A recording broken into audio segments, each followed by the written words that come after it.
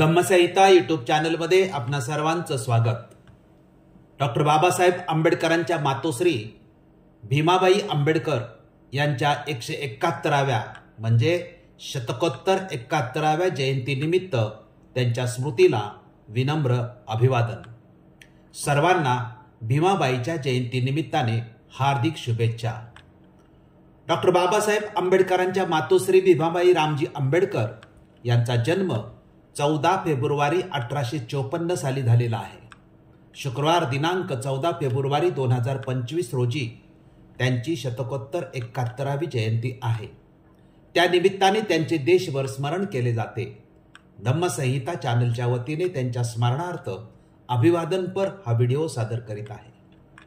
मातोश्री भीमाबाई यांच्या जीवन चरित्राची विशेष अशी माहिती उपलब्ध नाही अथवा मिळत नाही, परंतु जेवढी माहिती मिळाली त्याच्या आधारे हा व्हिडिओ इथे सादर करीत आहे। भीमाबाई यांच्या जीवन चरित्राची माहिती पुढील मुद्द्यात स्पष्ट करण्याचा प्रयत्न केला आहे। ते मुद्दे म्हणजे 1. रामजी सुभेदारांच्या कुटुंबाची पार्श्वभूमी। 2. भीमाबाईच्या कुटुंबाची पार्श्वभूमी। रामजी व भीमाबाई यांचा विवाह। 4. विवाहानंतर भीमाबाईंची माहेरी न जाण्याची प्रतिज्ञा। 5वा मुद्दा रामजी सकपाळ यांचा पुण्याच्या पंतोजी शाळेत प्रवेश। 6वा मुद्दा रामजींना मुख्याध्यापक सुभेदार मेजर अशा बढत्या मिळतात। 7वा भीमाबाईची प्रतिज्ञा पूर्ण। 8वा मुद्दा सुभेदार रामजीच्या कुटुंबाला प्रतिष्ठा प्राप्त हो झाली। 9. भीमाबाईची प्रकृती ढासळण्यास सुरुवात। 10. रामजींची महू येथे बदली। 11. बैरागी चुलत्याचा आशीर्वाद। 12. भीमरावांचा जन्म। 13. भीमाबाई व रामजी यांची 14 अपत्य। 14 मुद्दा रामजी सुभेदारांची निवृत्ती व दापोलीस प्रयाण। 15वा मुद्दा दापोलीवरून मुंबईद्वारा सातारा। 16वा मुद्दा भीमाबाईचा मृत्यू आणि 17वा मुद्दा आई मी आलोय ही बाबासाहेबांची आठवण। या मुद्द्यांद्वारे भीमाबाईच्या चरित्राची माहिती सादर करण्याचा प्रयत्न केला आहे। या मुद्द्यांची आता आपण क्रमशः माहिती पाहूया। पहिला मुद्दा रामजी सुभेदारांच्या कुटुंबाची पार्श्वभूमी हा आहे। याची माहिती अशी की डॉक्टर बाबासाहेब आंबेडकरांच्या आजोबाचे नाव मालोजी सकपाळ होते। ते एक सेवानिवृत्त लष्करी शिपाई होते। त्यांच्या मुलापैकी मीराबाई नावाची मुलगी आणि रामजी नावाचा मुलगा ह्या दोघांचीच काय ती माहिती मिळते। मालोजींना आणखी 3 मुलगे होते, परंतु त्यांच्या लष्करी विभागाच्या वारंवार होणाऱ्या स्थलांतरामुळे पुढे त्यांच्या कुटुंबाशी मालोजीचा विशेष संबंध राहिला नसावा असे दिसते। इसवी सन 1866च्या सुमारास इंग्रजी सैन्याच्या 106 सॅपर्स अँड मायनर्स तुकडीत शिपाई म्हणून रामजी भरती झाले। पूर्वी सैनिकांना लष्करी छावणीतील शाळातून सक्तीचे शिक्षण देण्याची ईस्ट इंडिया कंपनी सरकारने व्यवस्था केली होती। त्या व्यतिरिक्त लष्करी शिपायांच्या मुलामुलीसाठी दिवसांच्या शाळा असत, त्यांच्या प्रौढ नातलगासाठी रात्रीच्या शाळा असत। तशा प्रकारचे शिक्षण रामजी सकपाळास मिळाले होते। दुसरा मुद्दा भीमाबाईच्या कुटुंबाची पार्श्वभूमी हा आहे। याची माहिती अशी की रामजी सकपाळ ज्या पथकात सैनिक होते त्याच पथकात योगायोगाने सुभेदार मेजर धर्मा पंडित यांची बदली झाली होती। त्यांचे कुलनाव म्हणजेच आडनाव पंडित असे होते। त्यांचे मूळ गाव मुरबाड तालुक्यातील आंबे टेंभे हे होते। दळणवळणाच्या सोयीसाठी हे कुटुंब मुरबाड येथे तालुक्याच्या ठिकाणी राहत होते। ते मुरबाड येथे राहत असल्यामुळे त्यांना मुरबाडकरच म्हटले जात होते। त्यांची मुरबाडकर या आडनावानेच माहिती उपलब्ध आहे। हे मुरबाडकर महार कुटुंब ठाणे जिल्ह्यातील व मुरबाड तालुक्यातील आंबे टेंबे गावचे। त्या कुटुंबातील 7ही बंधू सैन्यात सुभेदार मेजर होते। साहजिकच त्यांची राहणी श्रीमंती थाटाची असे। ते नाथपंथी असून त्यांच्या घरातील वातावरण धार्मिक असे। महार वस्तीतनी गावात त्यांचे घराणे मोठे वजनदार गणले जाई। पुढे हे कुटुंब पनवेल जवळील उलवा बंदराकडे राहावयास गेले। तेथून ते काही दिवसांनी पनवेलला जाऊन स्थायिक झाले। ते मराठा पलटणीत व नंतर 106 सॅपर्स अँड मायनर्स मध्ये सुभेदार होते. तिसरा मुद्दा रामजी व भीमाबाई यांचा विवाह हा आहे. याची माहिती अशी की सकपाळच्या पथकात सुभेदार मेजर म्हणून जे धर्मा मुरबाडकर आले होते त्यांच्याशी रामजींचा परिचय वाढला होता. रामजी सकपाळांचा तडफदार बाणा, महत्वाकांक्षी स्वभाव आणि बांधेसूद शरीर त्यांच्या डोळ्यात भरले असावे. त्यांचे परस्पराशी संबंध दृढावले होते. धर्मा पंडित यांना भीमाबाई नावाची एक मुलगी होती. भीमाबाईचा जन्म 14 फेब्रुवारी 1854 रोजी आंबे टेंबे येथे झाला होता. भीमाबाईचे टोपण नाव भीमाई होते. पुढे लवकरच धर्माजी मुरबाडकर यांची कन्या भीमाबाई हिच्याशी रामजी सकपाळांचा विवाह व्हावा असे धर्माजी पंडित यांना वाटू लागले. असे असले तरी धर्माजी मुरबाडकर यांच्या कुटुंबातील इतर माणसांचा मात्र या लग्नास विरोध होता. सकपाळाच्या गरिबीमुळे त्यांच्याशी संबंध जोडू नये असे त्यांचे मत होते. परंतु धर्माजीच्या थोरल्या मुलाने आपल्या बहिणीस रामजी सकपाळ हेच योग्य पती आहेत असे मत दिले. त्याने वडिलांच्या निवडीस दुजोरा दिला आणि 1867 मध्ये वयाच्या 13व्या वर्षी भीमाबाईंचा विवाह 19 वर्षीय रामजी सकपाळ यांच्याशी ठाणे जिल्ह्यातील मुरबाड येथे संपन्न झाला. भीमाबाई रामजी पंडित म्हणजेच मुरबाडकर आता भीमाबाई रामजी सकपाळ झाली होती. चौथा मुद्दा विवाहानंतर भीमाबाईची माहेरी न जाण्याची प्रतिज्ञा हा आहे. याची माहिती अशी की धर्माजी पंडित यांची मुलगी भीमाबाई मोठी बोलकी, मानी, हट्टी आणि धर्मशील होती. ती वर्णाने गोरी असून तिचे डोळे टपोरेने पाणीदार होते. तिचे केस कुरळे, कपाळ रुंद आणि नाक किंचितसे ठुसके होते. विवाह झाल्यानंतर भीमाबाईची आईच काय ती तिची विचारपूस करी. इतर मंडळींचा मात्र रुसवा होता. तेव्हा भीमाबाईने आपल्या माहेरच्या मंडळींना प्रतिज्ञापूर्वक सांगितले होते की दागिने सुकत घालण्या एवढी श्रीमंती येईल तेव्हाच मी माहेरी येईल. पाचवा मुद्दा रामजी सकपाळांना पुण्याच्या पंतोजी शाळेत शिक्षकाच्या व्यवसायाचे शिक्षण घेण्यासाठी प्रवेश हा आहे. याची माहिती अशी की रामजी सकपाळ हे उद्योगी, महत्वाकांक्षी आणि स्वतंत्र वृत्तीचे ग्रस्त होते. ते क्रिकेट, फुटबॉल वगैरे खेळात तरबेज होते. उत्साहाने अखंड उद्योग करीत राहणाऱ्या पुरुषाला प्रतिष्ठा आणि संपत्ती प्राप्त होते. रामजींची उद्योगशीलता, कर्तव्यदक्षता आणि खेळातील प्रावीण्य पाहून एका लष्करी अधिकाऱ्यांचा त्यांच्यावर लोभ जडला. त्याने रामजींची शिफारस करून त्यांना पुण्यातील पंतोजी शाळेत प्रवेश मिळवून दिला. तेथे ते शिक्षकाच्या व्यवसायाचे शिक्षण घेत असता त्यांना जे काही अल्पस्वल्प वेतन मिळे त्यापैकी थोडा भाग ते आपल्या पत्नीस मुंबईत पाठवित असत. त्या दिवसात त्यांच्या लष्कराची तुकडी मुंबईजवळच सांताक्रूज येथे असे. यजमानाकडून येणाऱ्या अल्प पैशावर प्रपंच चालविणे कठीण असल्यामुळे भीमाबाई सांताक्रूज येथे रस्त्यात खडी टाकण्याचे काम करीत असे. ती व्यवहारदक्ष असल्यामुळे त्या स्थितीत सुद्धा ती कोंड्याचा मांडा करून मानाने राहू शके. सहावा मुद्दा रामजी सकपाळांना मुख्याध्यापक, सुभेदार व मेजर एवढ्या बढत्या मिळाल्या हा आहे.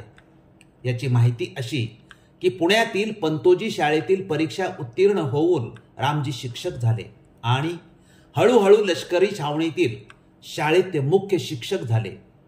मुख्याध्यापकाचे काम त्यांनी जवळजवळ 14 वर्ष केले. त्यांच्या या सेवेचे चीज होऊन शेवटी त्यांना सुभेदार मेजर पदापर्यंत बढती मिळाली. त्यांची शिकवण्याची हातोटी वाखाणण्यासारखी असे. शिक्षणाचे महत्त्व पटलेले असल्यामुळे त्याविषयी त्यांना अतिप्रेम आणि आस्था वाटे. व्यावसायिक स्वातंत्र्य लाभले म्हणजे महार देखील अध्यापक होऊ शकतो हे त्यांनी स्वतःच्या कर्तबगारीने सिद्ध केले. सातवा मुद्दा भीमाबाईची प्रतिज्ञा पूर्ण हा आहे. याची माहिती अशी की रामजींना बढत्या मिळाल्यामुळे त्यांची परिस्थिती सुधारली होती. त्यामुळे भीमाबाईंची प्रतिज्ञा आता पुरी झाली होती. पतीची पद नि प्राप्तीत बनासारखी वाढ झाल्यामुळे भीमाबाईचे आता माहेरी येणे जाणे मोठ्या सन्मानाने होऊ लागले होते. आठवा मुद्दा सुभेदार रामजीच्या कुटुंबाला प्रतिष्ठा प्राप्त झाली हा आहे. याची माहिती अशी की रामजी सुभेदारांचा संसार, संपत्ती, उच्च संस्कार ह्या योगे अधिकाधिक उजळू लागला होता. त्यांची राहणी, विचारसरणीनी कार्यपद्धती ह्यात एक प्रकारचा डौल निश्चिस्त दिसू लागली. त्यांच्या जीवनाला नेम आणि नियम ह्यांच्या योगे धार नि तेज आले होते. प्रमुखनी प्रतिष्ठित जाती बांधवांची त्यांच्याकडे नित्य बैठक असायची. तेथे विचार विनिमय व्हायचा. जातीच्या कार्यात, जेवणावळीत, बैठकीत ते नेहमी पुढाकार घेत. त्यासाठी त्यांनी मोठे मोठे रांजण, पराती, चुली ह्यांची खरेदी केली होती. ते स्वतः मद्य सेवन करीत नसत, परंतु जाती भोजनाच्या प्रसंगी मद्य वाटण्यात भाग घेत. 9वा मुद्दा, भीमाबाईची प्रकृती ढासळण्यास सुरुवात हा आहे. याची माहिती अशी की अशी सुस्थिती लाभलेली असली तरी सुभेदारांना पत्नीच्या प्रकृतीविषयी अधूनमधून चिंता वाटे. घरातील आगत स्वागत, बैठका, पतीच्या निरनिराळ्या ठिकाणी होणाऱ्या बदल्या यांनी ती मेटाकुटीस आली होती.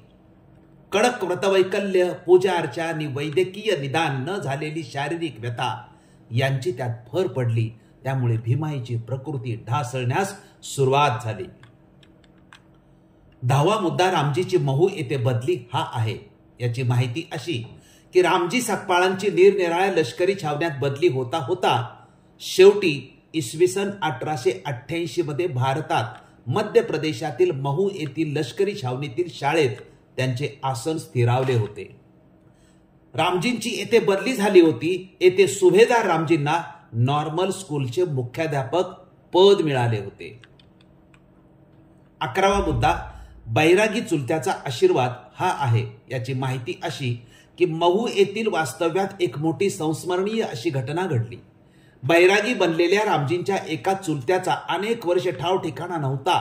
योगायोगाने तो बैराग्याच्या एका जत्त्यातून महू येथे आला. तो बराच वृद्ध झालेला होता. त्याला रामजीच्या घरातील एका बाईने रस्त्यात पाहिले. ती बाई नदीवर धुणे घेऊन चालली होती. ती मागे फिरली. तिने सुभेदारास बातमी दिली. ती ऐकताच सुभेदार धावतच त्या बैराग्याकडे गेले. बैरागी बुवांनी आपल्या घरी पायदूळ झाडावी अशी त्यास त्यांनी प्रार्थना केली. सगळ्या सोयऱ्यांच्या मोहपाशात पुन्हा पडणे प्रशस्त नव्हे असे सर्वांग परित्याग केलेल्या त्या साधू पुरुषाने सुभेदारास सांगितले. त्यांनी घरी येण्याचे नाकारले. तथापि त्याने स्वयंस्फूर्तीने आपल्या कर्तृत्वाने इतिहासावर चिरंतन ठसा उमटवून आपल्या घराण्याचे नाव अजरामर करील, असा पुत्र तुझ्या पोटी जन्मास येईल, असा सुभेदारास आशीर्वाद दिला. 12वा मुद्दा, भीमरावांचा जन्म हा आहे. याची माहिती अशी की बैरागी चुलत्याच्या ह्या शुभ आशीर्वादावर सुभेदार पती पत्नी यांची श्रद्धा बसली. उभयता मुळातच धर्मशील नि उपास तापास करणारी, आपणाला कुलदीपक पुत्र प्राप्त व्हावा म्हणून दान, व्रते, उपासना, आराधना आणि धार्मिक कृत्य ह्याकडे त्यांचे उत्कटतेने लक्ष गुंतू लागले. अस्पृश्यतेचा कलंक घालवण्यासाठी धाव घे, माझ्या अपंग अज्ञनी विपन्नावस्थेत पिचत पडलेल्या बांधवांना तारण्यासाठी तू अवतार घे, असाच त्यांचा धावा होता. महात्मा ज्योतिराव फुले यांचा मोठा अभिमानी आणि स्नेही आणि रानड्यांशी परिचय असलेला पुरुष दुसरे काय मागणार. त्या संत पुरुषाचा तो वर फलद्रूप झाला आणि रामजी व भीमाबाईंच्या पोटी डॉक्टर बाबासाहेब आंबेडकरांचा जन्म 14 एप्रिल 1891 रोजी महू या लष्करी छावणी असलेल्या गावी झाला. भीमराव हे रामजी सकपाळ व आई भीमाई यांचे अंतिम 14वे अपत्य होते. बाळाचे नाव भीम असे ठेवण्यात आले. तसेच त्यांची भीम, भीमा व भीमराव ही नावेही प्रचलित झाली. रामजी सकपाळाच्या नूतन पुत्राचे नाव भीम जरी होते तरी घरी त्याला भिवा म्हणत. 13वा मुद्दा, भीमाबाई व सुभेदारांची 14 अपत्य हा आहे. याची माहिती अशी की 1891 पर्यंत सुभेदारांना 13 अपत्य झाली. 14 एप्रिल 1891 साली या दाम्पत्याला 14वे रक्त झाले. त्याचे नाव भीमराव.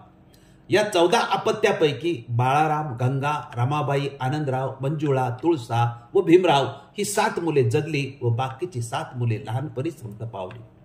गंगा, रमाबाई, मंजुळा व तुळसा ह्या 4ही मुलींची लग्न लष्करी पेशांच्या ग्रस्तांशीच झाली.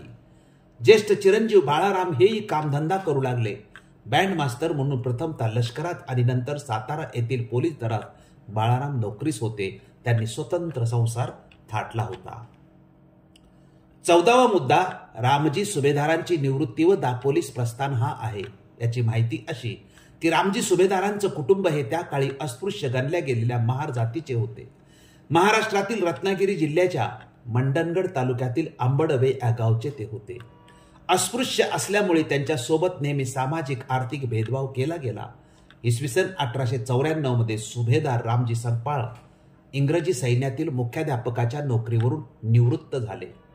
महाराष्ट्रातील रत्नागिरी जिल्ह्यातील आपले मूळ गावाजवळील दापोली या गावातील कॅम्प दापोली वस्तीत परिवारासह राहू लागले. भीम 2.5-3 वर्षाचा असतानाच त्यांचे वडील सेवानिवृत्त झाले होते. थोडा काळ महू येथे राहिल्यानंतर रामजी सुभेदारांनी आपले बिराड काप दापोलीस हलवले.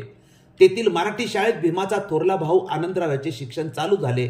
त्याच शाळेत भीमाने शिक्षणास आरंभ केला. परंतु त्या काळी काप दापोली हे सेवानिवृत्त महारांच्या वास्तव्याने गजबजलेले असं एक मोठं केंद्र होतं. ही सेवानिवृत्त मंडळी कबीरपंत, रामानंदपंत, नाथपंत ह्यापैकी या ना त्या भक्तिपंथाची दीक्षा घेत असत. 15वा मुद्दा दापोलीवरून मुंबईद्वारा सातारा येथे प्रस्थान हा आहे. याची माहिती अशी की दापोलीला घर बांधून राहावे अशी रामजी सुभेदारांची उत्कट इच्छा होती. परंतु योगायोग तसा नव्हता. एकतर 50 रुपये मासिक निवृत्तीवर त्यांना कुटुंबियाची गुजराण करावी लागे. तेवढ्यात संसाराचा गाडा चालवणे अवघड होऊ लागले. शेवटी त्यांनी 1896 साली दापोलीला रामराम ठोकला आणि ते कुटुंबियासह मुंबईस आले.